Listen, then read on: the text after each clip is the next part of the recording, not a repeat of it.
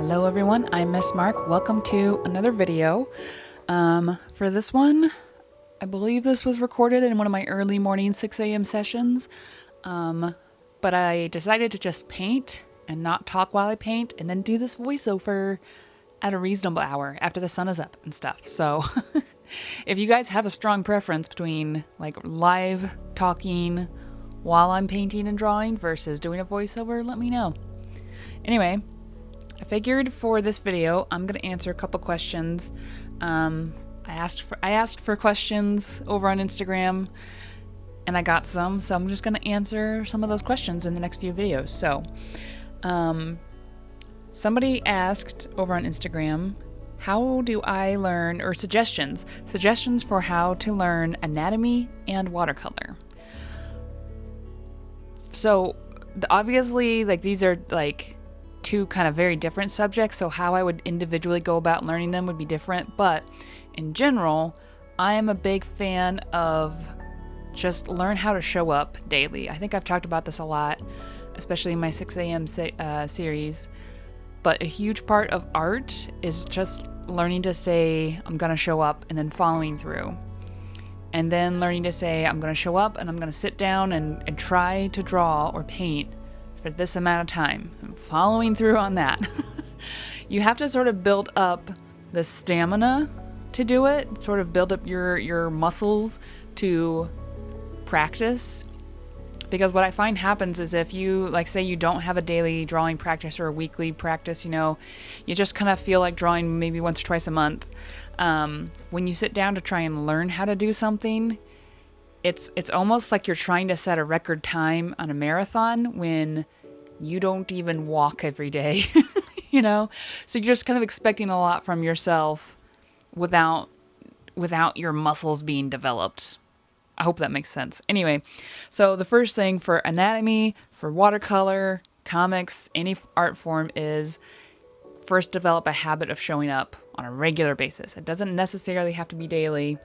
Although I think it's kind of awesome because then your brain, if you do it daily, your brain misses it when you miss out. Like if you can just draw daily for a few weeks, nothing big or complicated, your brain misses it, and then it like prompts you. Like your brain is saying, you need to sit down and draw because this is what we do first thing in the morning or right before we go to bed or whenever. So anyway, first step would be set up really get a good routine in place. And then for learning anatomy, I think I would credit a lot of what I know to actually taking life drawing in college, which is where you have live models, you draw them, and you get feedback. I really like that. There's so much you can do outside of signing up for classes, outside of art school. Oh, there's an amazing breeze. I don't know if you guys can feel or hear it. The wind through the microphone. There's a nice breeze. Anyway, there's a lot that you can do kind of on your own outside of art school. I don't think you need an art degree, but one of the most valuable things I took away from studying art in college was live feedback for my drawings and my paintings. And not everybody needs that. Some artists get good without having teachers. I definitely benefited from it, not only because they taught me how to draw better, but they also taught me how to think better about art and drawing. So if you can get into some like live classes or just, find some people who can provide some good feedback for you. And then I would also treat it not as art, but treat it as like exercise. Like if you're trying to get good at drawing anatomy and drawing human figures and everything, don't treat it like this is something that's going to go on your wall. This is just so your brain can learn how to take things in through your eyeballs and put it out through your hands. It's not romantic. It's not beautiful necessarily all the time. And it's not even fun all the time. But yeah, I would try to get some feedback from people and also sort of just dissociate your like identity as an artist, your value as an artist from your studies. Like, just let your studies be. You can even throw them away when you're done. Honestly, I kept like maybe 2 drawings from college. A few paintings, but only like 2 drawings. For watercolor, what I would recommend is starting off with a somewhat limited palette. Don't get the like a set of 100 or anything wild like that. I would honestly stick to 12 colors or less. I would invest more heavily in paper. If you're like trying to figure out your budget, I would start figuring out what kind of paper you like, and then good paint, and then good brushes. I feel like that's the order. That's how I would invest. First find some good paper, then find some good paint, then work on good brushes. It varies. What varies? I lost my train of thought. Oh, it depends on the artist. Some artists really need to have a certain quality of paints. Some artists really are very picky about their brushes.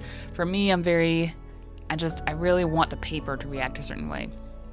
Which does bring me to the next question I had over on Instagram, which was favorite watercolor paper.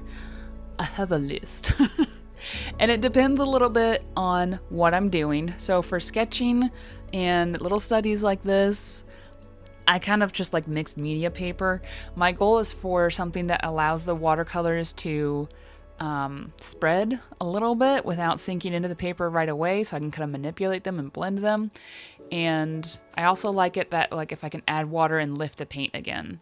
If it soaks in and just kind of stains immediately and I can't lift it, that bothers me. So I like mixed media. This sketch page is an Artex sketchbook, which I do like. Another mixed media that I like is Strathmore's mixed media. I actually really, really like that one. I've got a couple of those that I've recently found kind of stashed away in my closet, so I need to try and use those some more because I do like those. For more complex or like finished illustrations for watercolors, there's a few that I kind of enjoy depending on what I'm going for, but a good reliable one is Arches, and specifically their hot press. They're 100% cotton hot press. It's the one with the pink label. No. Yes,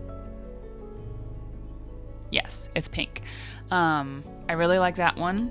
And then I think slightly more affordable is Canson's L'Aquarelle. Again, the hot press. I'm a big hot press fan because texture bothers me. Paper texture showing through the watercolors for some reason bothers me. Like I almost would rather paint on like Bristol paper, something super smooth. But I like hot press, and Arches hot press and Canson L'Aquarelle, which I think is basically their 100% cotton line. Those are my two. They're always good. They always behave the way I want, and I like those. But for just like day to day, I think mixed media is fine. I like Strathmore and I like Artex. I've had some mixed experiences with like Canson's paper. They're mixed media paper, so I don't know if I would recommend them. I do also like Hobby Lobby's brand of hot press watercolor paper, actually, and it's very cheap and frequently on sale. So if you're looking for like a more affordable introduction to like hot press papers, that's how I would go about it. I didn't officially get a question about this, but I thought I'd share favorite watercolors.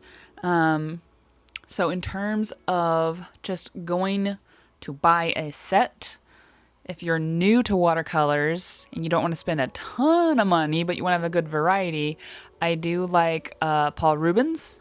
I think those are good. I recently just tried out these watercolors by Niji. Niji's set of 12. I actually think that set is a phenomenal starter set because I think it's a good range and they do function really well. Like I felt like they were effortless to me to use. I wasn't struggling against the art supply. My day-to-day, just always ready to go watercolor set that I use is actually like a custom set. And it's built up of largely White Knight, which I think is a Russian brand. I'm not totally sure because it's been so many years since I bought them. But White Knight, Roman Small, and I think some Sennelier, maybe. But White Knight would be another one. I think it's a little bit more pricey than Paul Rubens. But White Knight was like my first like big upgrade from cheap student grade paints to something a little bit nicer. So if I were just starting out as an artist and I wanted to get into watercolor, what I would do is I would get the Strathmore mixed media sketchbook, because I think the paper is good. I think the binding is good. This Artex one, the binding doesn't feel quite as nice. It feels like the paper's gonna fall out. So I would buy a Strathmore mixed media sketchbook. I would buy, if you have it locally, my Michaels carries the Niji watercolors. I would buy those. And then for brushes, what I actually have found is that I like just like cheap calligraphy brushes a lot, because they hold a fair amount of water, and I feel like you can just do some really cool stuff with them. So some of my favorite brushes are actually just like cheap. I think the brand is Manuscript, but like you can find them at Hobby Lobby. Calligraphy brushes, they're cheap, they're not fancy. So that's what I would do personally if I were starting out. And then I just think getting used to playing with the materials, draw abstract stuff, paint abstract stuff. Don't worry about finished pieces for a while, especially if you're brand new or if it's been like years since you've done it. I think for me, with the 6 a.m. sketchbook session, I'm finally getting to the point where I feel like I can make watercolors kind of do what I want again. I feel like I really lost that. But my 6 a.m. practice sessions have really been getting me back into a rhythm. So I hope that was helpful. Hope it was insightful. My next couple of videos, I'm just going to be using the Instagram questions as like prompts for my voiceovers. If you guys here on YouTube have questions that you'd like me to discuss, or topics you want me to cover, whether it's serious, actually asking a question about art and stuff, or lighthearted, silly, funny, whatever, ask away. Because I do like being able to just paint and draw in the morning without talking. So doing voiceovers might be the way to go. We're going to try it for a few videos and see how it goes.